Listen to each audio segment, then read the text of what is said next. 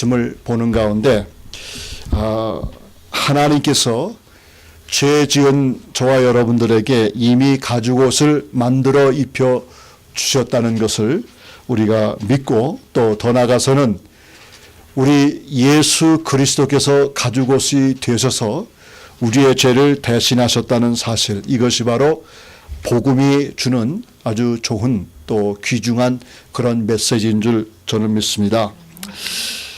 우리가 이제 가장 자신에 대해서 자신 없게 생각하는 것이 하나 있는데, 그게 뭐냐면 자신이 실수하는 거예요. 자신이 실수를 하는데 우리는 어떻게 해서든지 남에게, 특별히 처음 보는 사람에게 실수를 하지 않으려고 무단히 노력을 합니다. 그리고 실수를 하고 나서 그 다음에 그 실수에 대해서 그 마음이 상당히 아파서 어떤 때는 2, 3일도 더 가고 일주일도 더 가고 1년도, 한 달도 더 가고 1년도 더 갈 때가 있습니다. 심지어는 평생 내가 한 실수에 대해서 늘 생각하면서 거기에 젖어 있는 그런 삶을 살 때도 없지 않아 많습니다. 그런데 실제적으로 저와 여러분들이 실수를 하고도 그 실수에 대해서 너무 이렇게 과거에 묻혀 사는 그런 생활을 하지 않았으면 좋겠다, 그런 얘기예요. 왜냐하면 우리 주님은 항상 저와 여러분들 삶 속에서 능력을 주시고 또 우리에게 회개할 수 있는 기회를 주셔서 그 회개를 함으로 말미암아 우리가 지난 과거의 실수나 죄와 이 모든 것이 해결됐기 때문에, 또 주님께서는 이 회개한 내용을 주님은 기억도 안 하신다고 그랬습니다. 근데 기억도 안 하시는 것을 왜 내가 기억을 하려고 애를 쓰느냐, 여기에 문제가 있는 겁니다. 그래서 우리는 실수를 자신 있게 실수하는 성도가 되기를 주의 이름으로 축원합니다. 말이 되는지 안 되는지 잘 모르겠지만은 자신 있게 실수한다, 그 얘기는 여러분들 삶을 망탕 흐트러지게 살라, 그런 얘기는 아니에요. 그죠? 그 자신 있게 실수하라, 그 얘기는 실수하고도 좌절 실망에 있지 말고 거기 좌절 실망의 늪에 빠지게 되면 결국 헤어나지 못하는 거예요. 그러니까 우리는 완벽한 삶을 살 수가 없습니다. 그죠? 우리는 완벽한 삶을 살 수 없기 때문에 우리 마음속에 뭘 얘기를 하냐면 항상 주만을 의지하고 살아가는 그런 애티튜드, 주만을 의지하고 살아가는 그런 모습이 우리 삶 속에 있어야만 내게 주어진 그 인생을 기쁘게 살아가는 거예요. 여러분들 잘 보세요.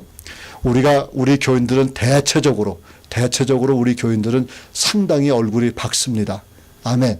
네? 그 밝은 것이 우리 삶 속에 문제가 없어서 밝은 게 아니야. 우리 삶 속에 문제가 다 있습니다. 경제적인 어려움이 있고, 우리가 직장에서 어려움이 있고, 사람들과 관계에서 어려움이 있고, 믿음 생활에 어려움이 있고, 주위 사람들의 어려움이 있고, 가족 친척들 간의 어려움이 있어요.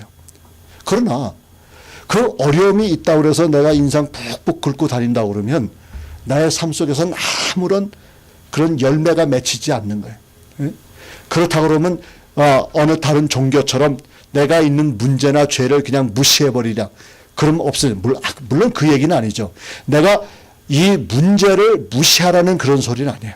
그러나 이 문제를 안고 살아가면서도 내가 절망하지 않고 좌절하지 않는다고 그러면 결국 내 삶 속에서 하나님이 원하시는 그 아름다운 열매들을 맺을 수가 있는 겁니다. 아멘. 그래서 우리가 실수하고도 살아난 사람이 있고 실수하고도 죽은 사람이 있어요. 사실 어떻게 보면요, 베드로와 가룟 유다의 경우를 봤을 때 한 사람은 예수 그리스도를 부인했고 한 사람은 예수 그리스도를 팔아먹었습니다. 그러면 예수 그리스도를 부인한 사람이나 예수 그리스도를 팔아먹은 사람이나 둘 다 제가 보기에는 똑같다는 얘기입니다. 근데 한 사람은 살고 한 사람은 죽었어요. 그렇죠? 그러면 한 사람은 살고 한 사람은 죽었다고 그랬을 때 그 이유는 뭐냐 하면 결국은 한 사람은 회개함으로 그의 모든 삶을 하나님 앞에 전적으로 의지한 가운데 그는 생명을 선물 받았고, 한 사람은 자기가 지은 죄에 대해서 아주 안 좋은 마음을 가지고 있고 그거를 자신이 풀려고 했다는 얘기. 자기가 해결하려고 그랬다는 얘기예요. 근데 저와 여러분들도 상당히 알지만은 우리 삶 속에서 하기 힘든 것 중에 하나가 내 문제를 내가 해결한다는 거예요. 이거는 정말 있을 수가 없습니다. 한다고 해도 그것이 온전한 방법으로 해결되지 않아요.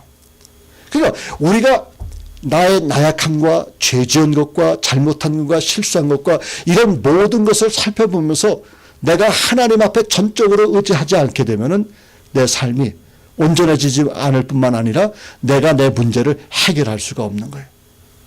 여러분, 가인과 아벨을 가만히 보면요, 가인과 아벨의 삶 속에서 나타나는, 물론 예배 드리는데 그 차이가 있지만은 아벨은 하나님이 가르쳐 준 대로 예배를 드린 사람이고 가인은 자기 멋대로 예배를 드린 사람이에요.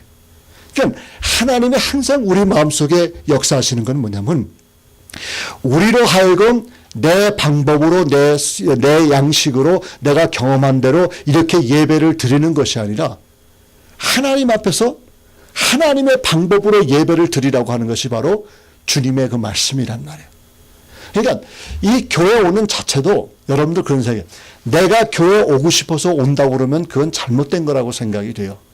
내가 주님의 교회를 온다고 그랬을 때 이 교회 오는 것이 내가 주를 찬양하고 내가 하나님을 믿는 하나님의 자녀이기 때문에 교회 나와서 예배를 드린다, 이렇게 마음을 고쳐먹으면 여러분들 인생 삶 속에서 참 막힐 것이 없어요. 또 혹 막힌다 하더라도 내 삶의 주인은 누구십니까?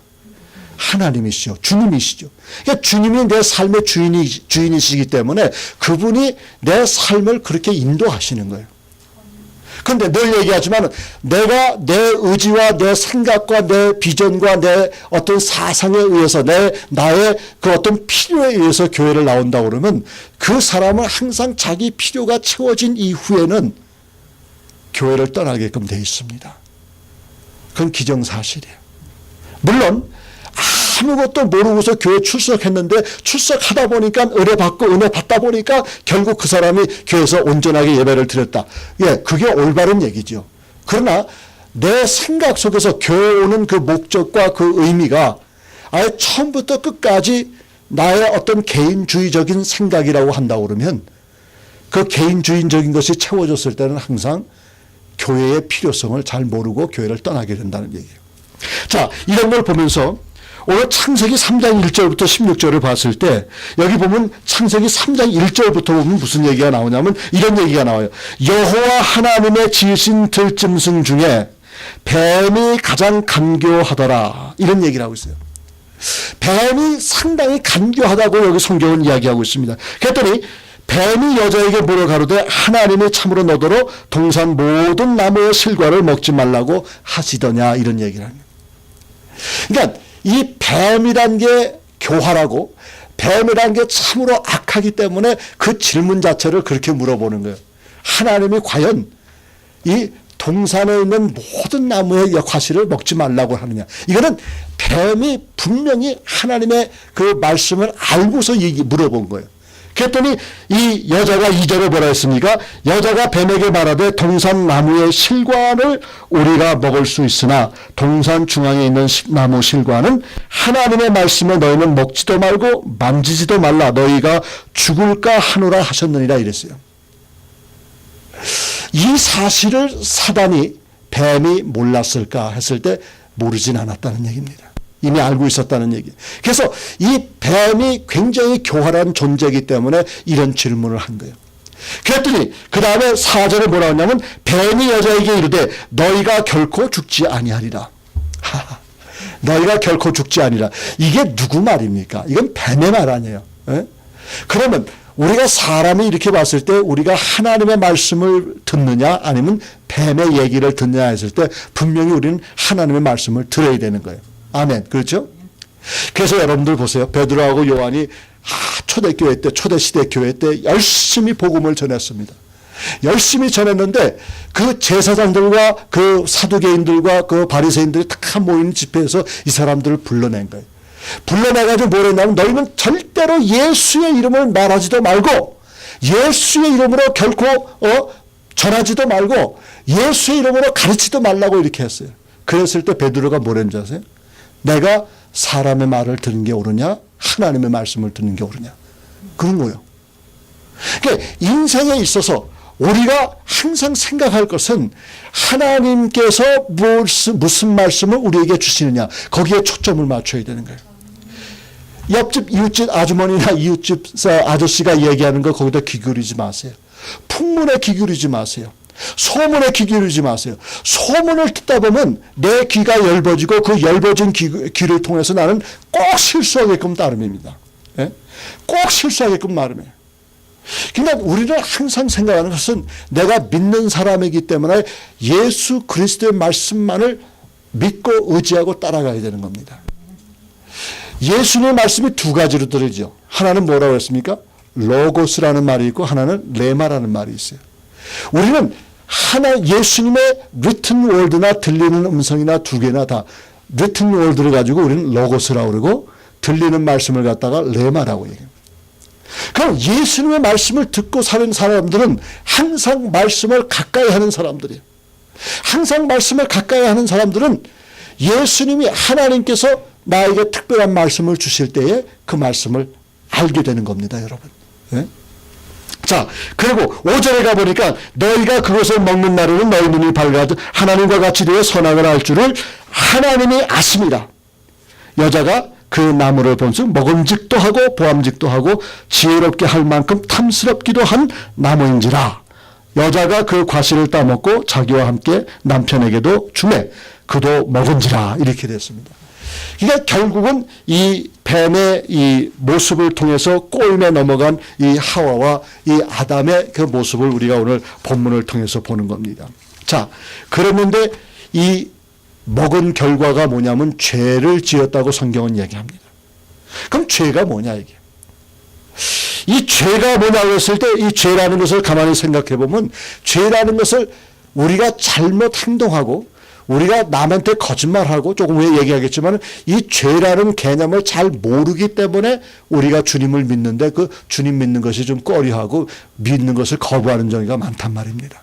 자, 그러면 여기서 이제 결국은 아담이 죄를 지었는데 자, 이러면서 하나님께서 뭐라고 얘기했냐면 12절에 보니까 12절을 건너뛰어서 다시 올 거예요. 우리가 아담이 가로되 하나님이 주셔서 나와 함께한 하신 여자 그가 그 나무 실과를 내게 주므로 내가 먹었나이다 그랬어요. 여기 어떤 상황이 이루어집니까? 여기 네? 책임을 전가하는 일이 나타나. 그죠? 자, 사람이 책임을 전가한다는 것은 이게 실제적으로 잘못된 얘기예요. 네? 만약에 내가 죄를 지었고 내가 잘못을 했으면 한마디면 좋게요. I am sorry. 예? 아, 내가 잘못했습니다. 용서해 주세요. 그 한마디면 모든 것이 해결되는 거예요. 그런데 특별히 우리들은 그 I am sorry라는 그 말을 하질 못하는 거예요. 그냥 구렁이 담 넘어가서 그냥 얘기 안 하면 그저 슬쩍 넘어가는 게 우리 인간들이라니. 그러면 안 돼. 끊고 맺음이 분명해야 되는 거예요. 내가 정말 내 자신이 잘못된 것은 물론이거니와 내가 어떤 부서를 맡고 있고 어떤 그룹을 맡고 어떤 공동체에서 책임자라고 했을 때 그 책임자를 통해서 잘못된 것이 나타난다고 그러면 내가 잘못을 시인해야 되는 거예요. 이 잘못을 시인할 줄 아는 사람들은 얼마든지 그 인생이 놀랍게 변하는 겁니다. 조금 더 설명할게요. 자, 그러면 죄의 근본이 뭐냐 이게 죄의 근본. 죄의 근본을 얘기한다면 죄가 무엇인가? 죄라는 것을 했을 때 우리는 남을 해치고 도둑질하고 강도질하고 거짓말하고 사기 횡령하고 등등 이런 얘기를 했을 때 죄를 얘기하는데 이 죄는 실제적으로 죄라고 얘기하지만 이 죄는 그 죄의 결과에 나타난 죄들이에요. 네?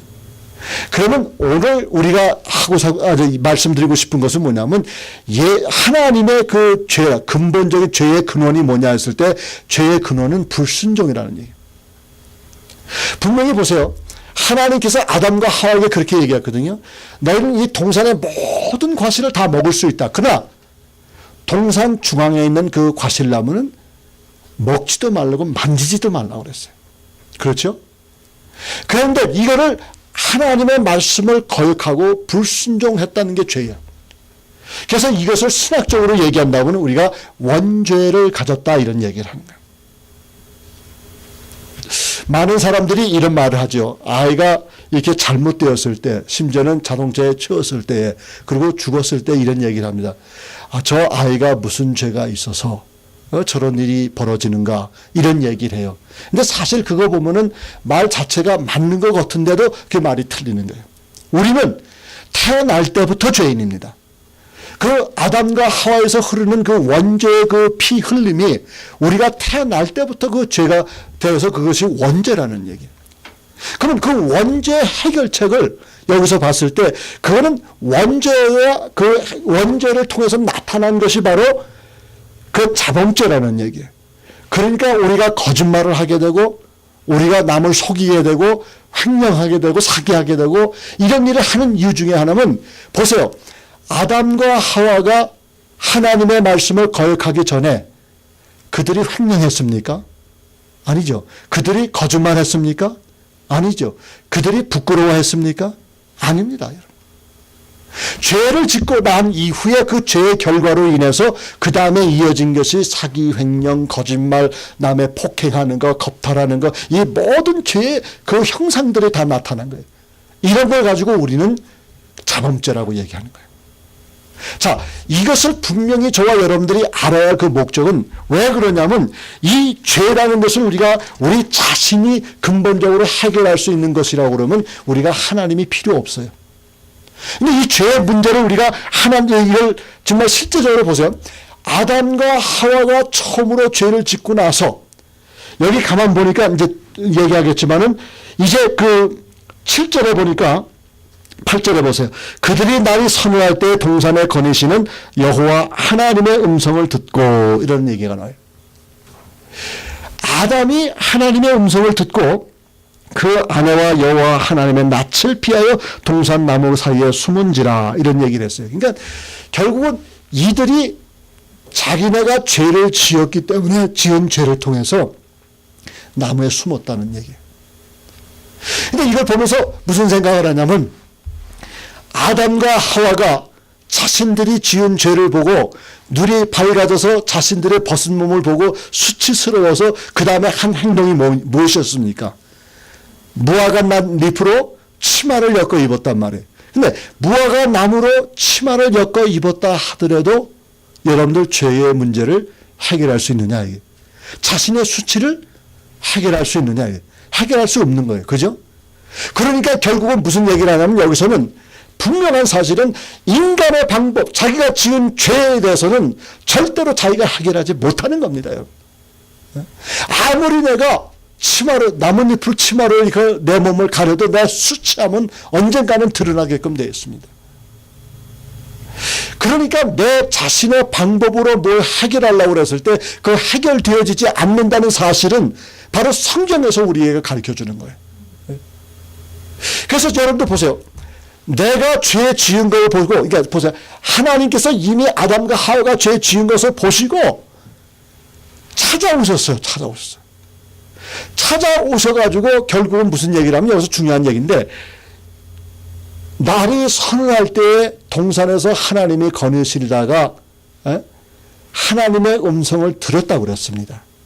그러면 하나님의 음성을 들었을 때 아담과 하와가 무엇을 들었겠느냐 이게. 아담과 하와가 그러니까 하나님께서 이 찾아오셔서 음성을 들려주고 아담아 내가 어딨냐 그 했을 때에 아담이 죄를 지은 것을 추궁하기 위해서 주님께서 찾으셨겠는가? 아니면은 하나님께서 그저 보통 때와 같이 아담을 찾았겠는가? 여러분 전자이겠어요? 후자이겠어요? 후자지요. 적어도 하나님께서 이렇게 찾아오셔서 아담을 부르신 것은 늘 함께 하시던 그런 모습인데 그 다음에 보세요. 8절에 보니까 이 하나님의 음성을 듣고 아담이 한 행동이 여기 나와요. 뭐라고 했습니까? 아담과 그 아내가 여호와 하나님의 낯을 피하여. 왜 낯을 피했을까요? 동산 나무 사이에 숨은지라. 그래서 여호와 하나님께서 아담을 부르시며 그에게 이르시되 내가 어디 있느냐 이렇게 물으신 거예요. 보세요. 죄를 지으면은 누가 제일 먼저 압니까? 자신이 먼저라, 자신. 예? 예? 누구를 몰라도 다른 하나님 제외하고 하나님 놔두고 내가 지은 죄를 누가 제일 먼저 아느냐 했을 때 내가 내 죄는 내가 제일 먼저 안다는 거예요. 그러니까 하나님은 그저 찾아오셔서 아담아 내가 어딨냐 이렇게 부르셨는데 이 아담은 뭐라고 했습니까? 하나님의 낯을 피해서 자기가 나무 숲 뒤에 숨었다고 그랬잖아. 그죠? 그 다음에 뭐라고 했어요? 그게 11절에 보니까 가라사대 누가 너의 벗었음을 내게 고하였느냐 이런 얘기. 이제서야 아담이 그 얘기를 한 후에 이제서야 하나님께서 그러면 네가 왜 벗은 그 모습을 누추한 모습을 누가 얘기했느냐 이게 누가. 그러니까 결국은 여러분들 보세요. 우리가 메시지를 가만히 이렇게 듣다 보면은 우리 죄의 문제가 상당히 중요하기 때문에 제가 말씀드리는데 죄의 문제를 가만히 봤을 때 우리가 가진 그 자범죄, 죄의 원인으로 나타난 그 자범죄를 너무 신경 쓰지 말고 원죄에다 신경을 쓰라는 얘기. 하나님의 말씀을 거역한 그 자체가 원죄라는 사실을 우리가 알지 못하는 이상 아무리 그 나중에 나타나는 그 자범죄를 고치려 하여도 원죄가 고쳐지지 않는 이상은 그 자범죄가 고쳐지지 않는다는 얘기입니다. 그래서 이 말씀을 부르면서 아담을 부르신 그 뜻을 봤을 때 그저 하나님께서는 그에게 아담아 부르시면서 했는데 결국은 이 아담이라는 사람은 완전히 동문서답을 한 거예요. 10절에 뭐라고 했어요? 가로되 내가 동산에서 하나님의 소리를 듣고 내가 벗었으므로 두려워하여 숨었나이다. 자기의 벗은 모습을 누가 알아야 하나님이 물으셨습니까? 아니죠. 하나님은 안 물으셨어요. 하나님 안 물으셨는데 자기 자신이 물었다는 얘기. 자기 자신에 대해서 잘못한 것을 여기서 보는 거예요. 하나님은 묻지도 않았는데 아담은 하나님을 부르시되 자기의 벗었음을 시인했고 그 다음에 두 번째는 자기가 두려웠다고 그랬고 그 다음에 세 번째는 하나님의 진노에 대해서 심판에 대해서 두려워서 나무숲에 숨었다 이런 얘기를 해요. 우리가 이렇게 쭉 생활하면서 누가 어떤 사람이 잘못을 했잖아. 그러면 그 사람한테 뭐라고 묻으라고 이름만 불러도 이 사람이 대답을 하면서 전혀 생각지 않은 이야기들을 이렇게 늘어놓을 때가 있어요. 그렇죠. 그거 왜 그러냐면 죄의 근성 때문에 그래요. 내가 아무개야 이렇게 불렀을 때 그 사람 얘 아빠 이러면서 얘 설명을 하는데 나는 전혀 생각지도 않았는데 그 아이가 그 설명을 하는 거야. 자기가 왜 교회를 안 나왔는지를 설명을 하는 거야. 내가 아무개야 불렀는데 이 녀석은 교회를 안 나왔기 때문에 그게 죄가 되어가지고 아빠 내가 오늘 피곤하고 머리도 아프고 어쩌고 저쩌고 해서 교회를 못 나와. 내가 너를 불렀지 내가 너 교회 나왔냐 안 나왔냐 그거 물어본 건 아니란 말이야. 그게 보통 사람들의 얘기예요. 여러분들 대화를 가만히 들어보세요. 자녀이거든 부인이든 남편이든 누구 친구든 간에 한번 불러보세요. 불러보면은 그 사람이 자기가 지은 죄가 있기 때문에 그거를 설명하려고 변명하려고 그러는 거예요. 보세요. 이런 것을 보면서 우리 사람의 근성은 항상 내 자신 속에서 내가 지은 죄를 해결하지 못하기 때문에 그런 성품을 가지고 있는 거예요. 근데 이것이 해결되어 줬으면 설명할 필요가 없는 거예요.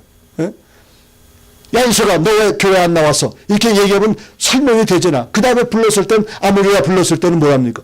그 얘기 안 한단 말이야. 이미 해결된 문제이기 때문에. 근데 자기에게 뭐가 꿀리니까 누가 이름을 불렀을 때에 자기가 그 얘기를 하는 겁니다.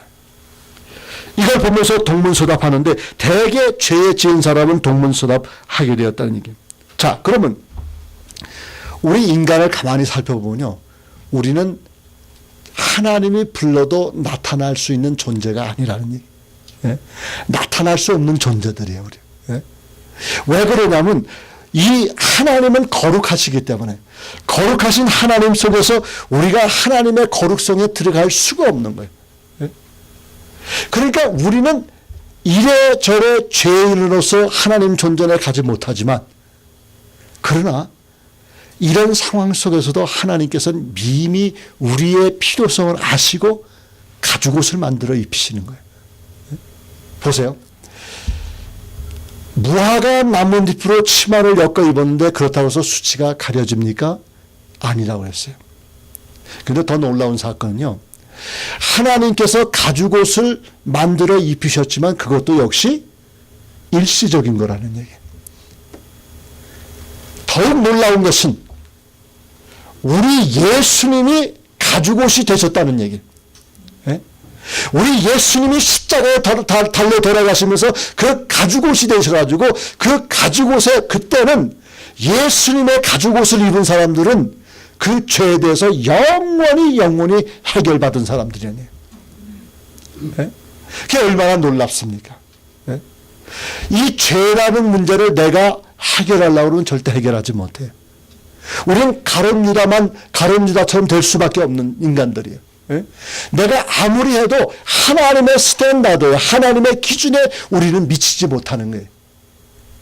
그러니까 베드로처럼 통곡하고 주님 앞에 나와서 통곡하고 기도하고 회개하는 것입니다. 왜냐? 내 자신이 이 죄의 문제를 해결할 수가 없기 때문에.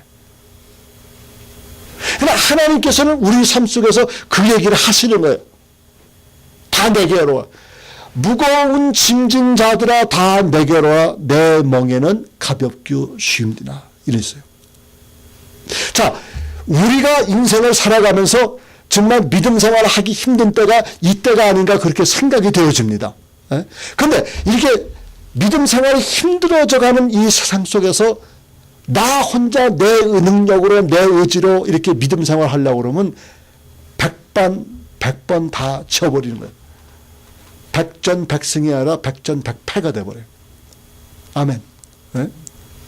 그러니까 우리는 하나님 앞에, 예수님 앞에 우리의 삶을 전적으로 안 드릴 수가 없는 게 뭐냐면, 이미 로마서 5장 8절에 그런 말씀했어요. 뭐라고 하셨냐면, 우리가 아직 죄인 되었을 때에 하나님께서 우리를 사랑하사 그의 독생자를 우리 가운데 보내심으로 그의 사랑을 확증하셨다 그랬어요. 내가 알지 못했을 때에, 내가 느끼지 못했을 때에, 내가 정말 영적으로 무지했을 때 이미 주님께서는 우리를 위해서 십자가 돌아가시면서 그 돌아가신 어린 양의 가죽옷을 우리에게 만들어 주신 것입니다. 이게 복음이에요. 이게. 이 사실이 복음인 것이에요. 이거를 믿지 않고서는 내가 주님 앞에 나아갈 수가 없는 거예요. 찬송 불러줘. 보혈을 지나갈 수 있는 것은 오직 그 보혈은 예수 그리스도의 보혈밖에 없다는 얘기. 예수 그리스도의 보혈을 통해서 우리는 하나님 앞에 나가는 겁니다.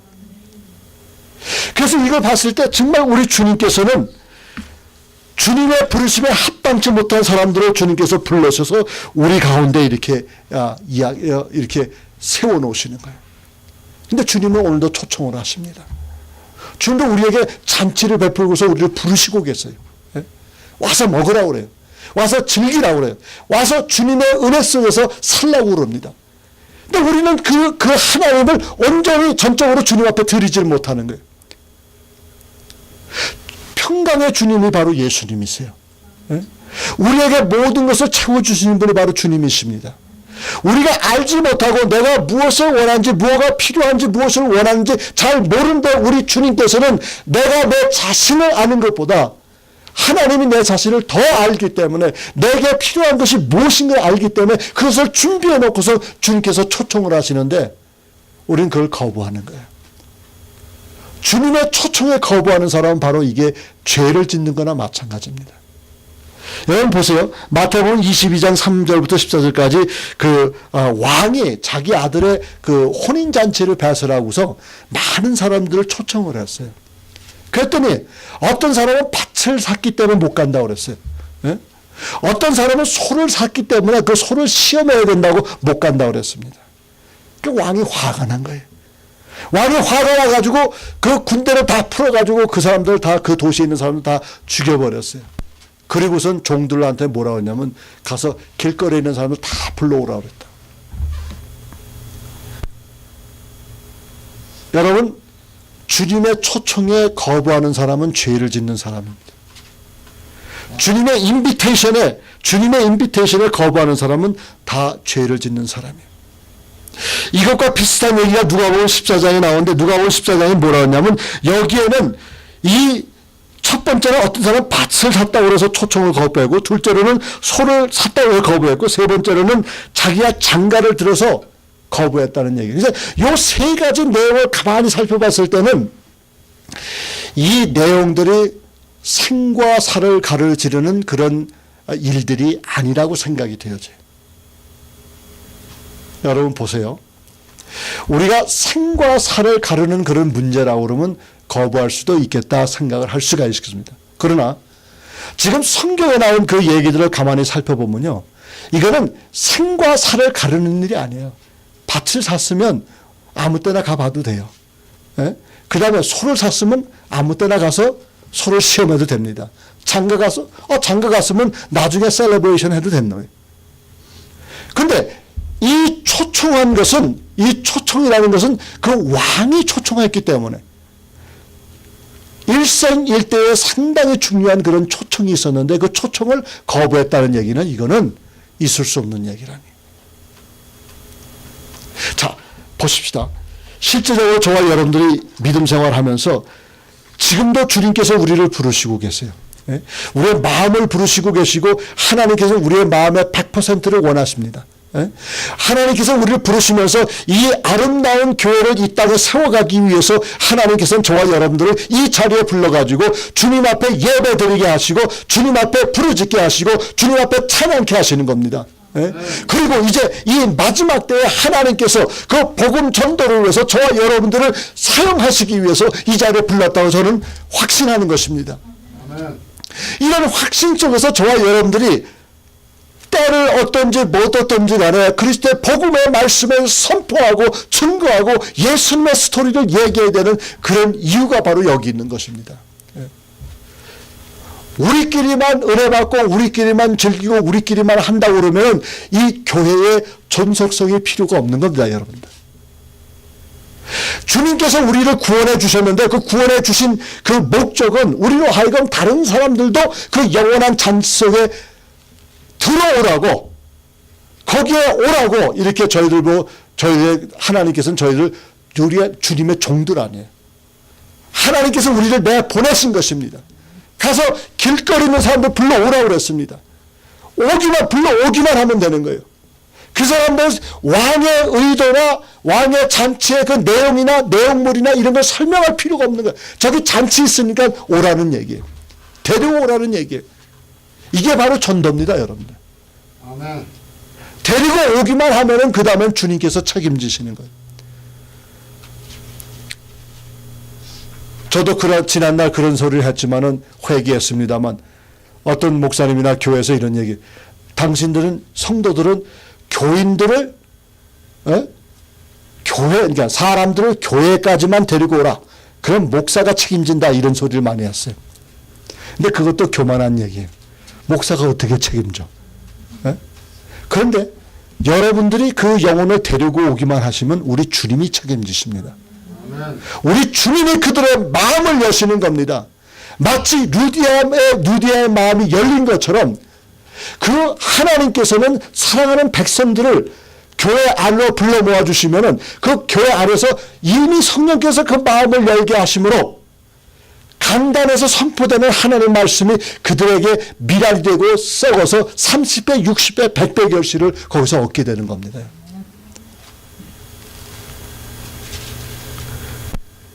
하나님께서 분명히 뭐라고 하시냐면, 하나님께서 사실 그래요. 아담을 찾아오신 하나님이나 우리를 찾아오신 하나님이나 그 하나님은 똑같으신 분이에요. 하나님께서 아담을 찾아왔을 때 아담에게 징계를 하고 그에게 어떤 죄 지은 것에서 추궁하기 위해서 주님 찾아오셨습니까? 아니지요. 예? 분명히 맞습니다. 요한복음 3장 7절 때도 이런 말씀이 있어요. 하나님이 그 아들을 세상에 보내신 것은 세상을 심판하라 하심이 아니요 저로 말미암아 세상이 구원받게 하려 하심이라 했습니다. 주님이 오신 목적은 이 세상을 심판하러 오신 것이 아니라고 그랬습니다. 주님이 오신 그 목적은 이 세상이 그로 말미암아 구원받기 위해서 이 세상에 오신 거란 말이에요. 주님은 우리의 다가오신 분이기 때문에 다가오셔서 우리를 깨우치고, 그러니까 여러분들 보세요. 내가 회개하고 교회 가겠습니다, 이 말은 거짓말이에요. 내가 담배를 끊고 교회를 가겠습니다. 이게 거짓말입니다. 내가 도박을 끊고 술을 끊고 교회 가겠습니다. 이건 잘못된 것입니다. 내가 좀 더 살기 편하면 또 좀 넉넉하게 살면 그때 가서 헌금도 하고 교회 생활하겠습니다. 그 얘기는 다 거짓말이에요. 주님 앞에 오면은 담배도 끊게 되고 술도 끊게 되고 도박도 끊게 되고 다 끊게 되는 거예요. 주님 앞에 오게 되면은 회개가 되는 거예요. 회개한 다음에 주님 앞에 온다는 생각 절대 하지 마세요. 그건 자신의 의지가 너무 많은 거예요. 그건 절대 불가능한 얘기입니다. 근데 일단 주님의 전에 찾아 나오게 되면은 그 사람은 회개하게끔 됐어요. 왜냐? 살아계신 하나님의 말씀이 선포되기 때문에 그래요. 아멘. 그렇지 않습니까? 이 말씀의 위력이라는 게 바로 그런 거예요. 사람이 사람을 바꿀 수가 없습니다. 사람이 사람을 변경할 수가 없습니다. 변화시킬 수가 없어요. 사람을 변화시킬 수 있는 것은 오직 한 분, 우리 예수님밖에 없다는 얘기입니다. 이것이 믿음이에요. 이것이. 이런 믿음 생활을 저와 여러분들이 하는 가운데서 실제적으로 주님이 부르시는 것은 우리로 하여금 구원받기 위해서 주님께서 우리를 부르셨다는 얘기입니다. 그렇기 때문에 우리는 예수 그리스도께로 나와야 돼요. 왜냐하면 이미 주님께서는 그 가죽옷을 만들어 놓으셨어요.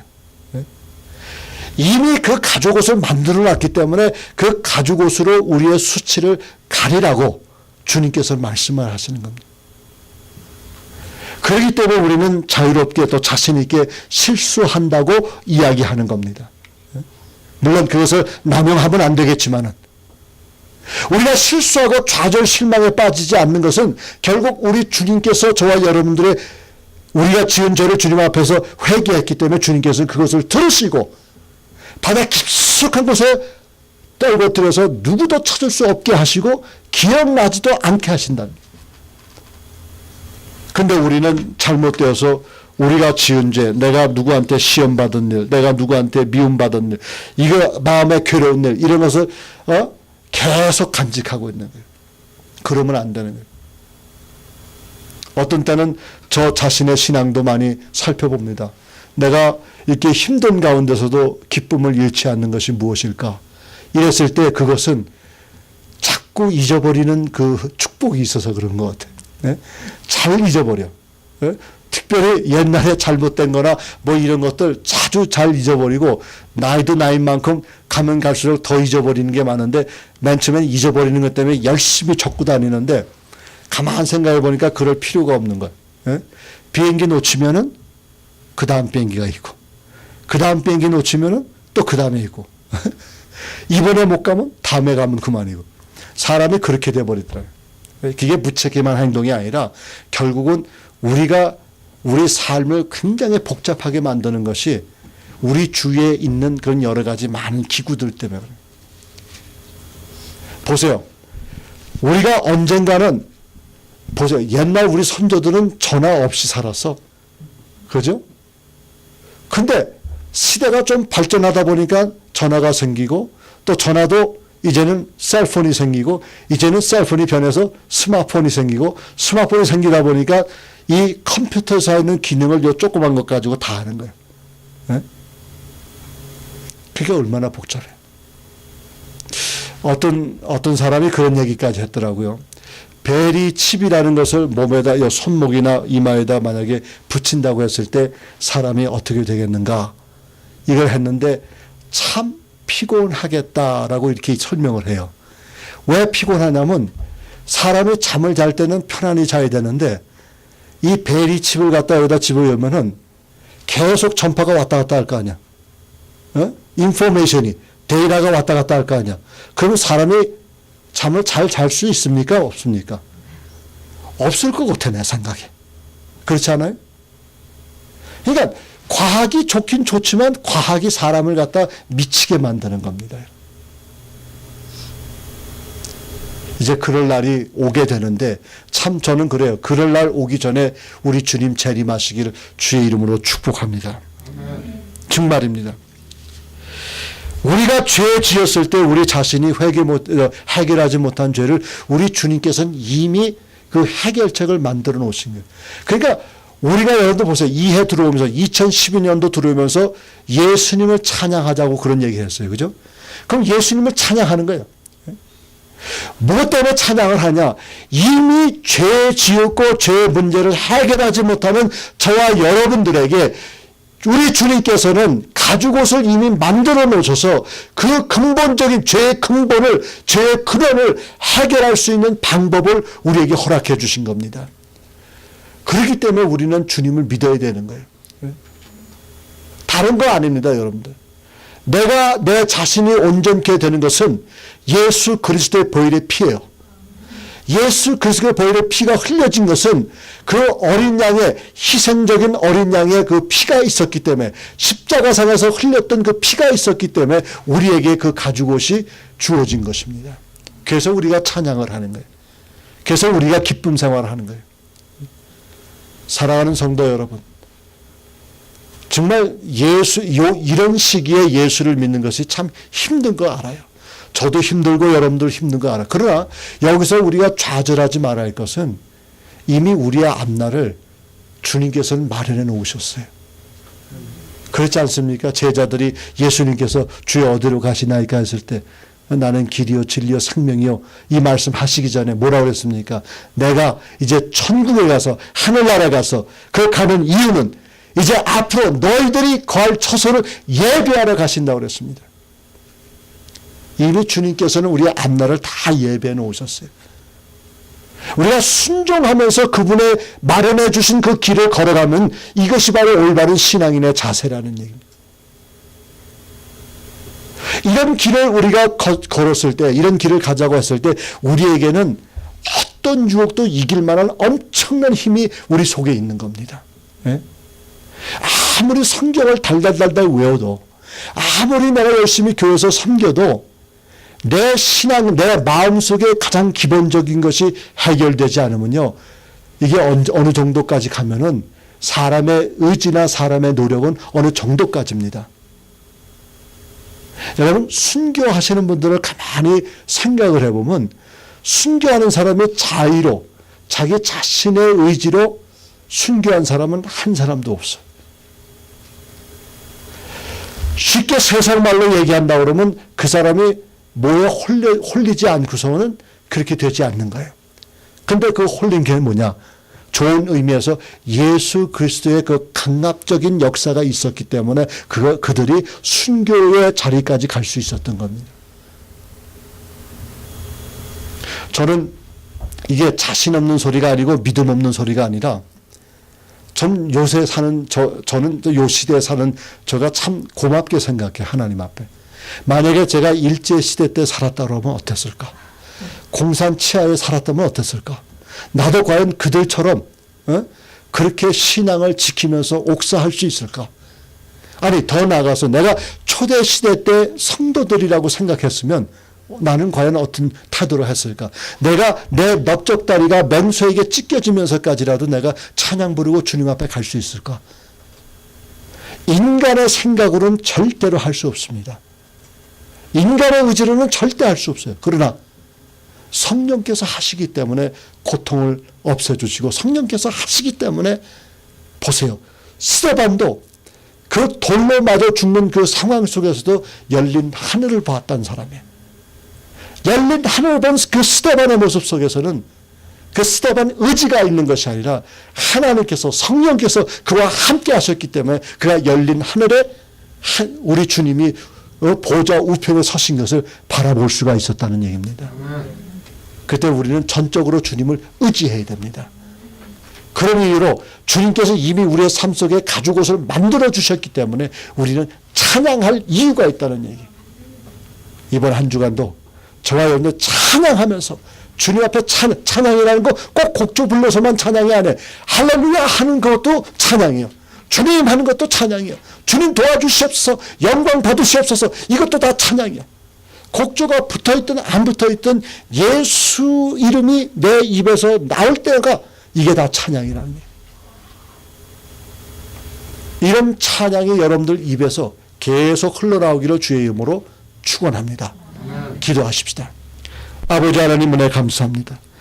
오늘도 부족한 심령들이 주 안에서 이렇게 함께 참으로 예배 드리는 가운데 주님, 이 죄의 문제를 클리어하게 깨끗하게 청산하지 못한다는 사실을 알고 오직 주님만이 우리의 죄를 해결하실 수가 있고 오직 주님만이 우리의 죄를 감당하실 수 있다는 사실을 우리 마음 가운데 보면서 우리가 이 죄에 대한 여러 가지 눈가림은 모든 것이 일시적인 것이고 영원한 것이 아니라는 사실을 하나님의 말씀을 통해서 우리가 오늘 배웠습니다. 오 주님, 우리의 죄의 문제, 우리의 수치스러움과 부끄러움을 온전히 감당하실 수 있는 분은 오직 주님 예수밖에 없사오니 우리를 예수의 그 가죽옷으로 덧입혀 주시옵시고 그 입음을 통해서 영원한 세계에 들어가는데 조금도 부족함이 없도록 주님 저를 도와주옵소서. 이번 한 주간도 승리할 수 있기를 간절히 바라옵고 예수님의 이름으로 기도드리옵나이다. 아멘.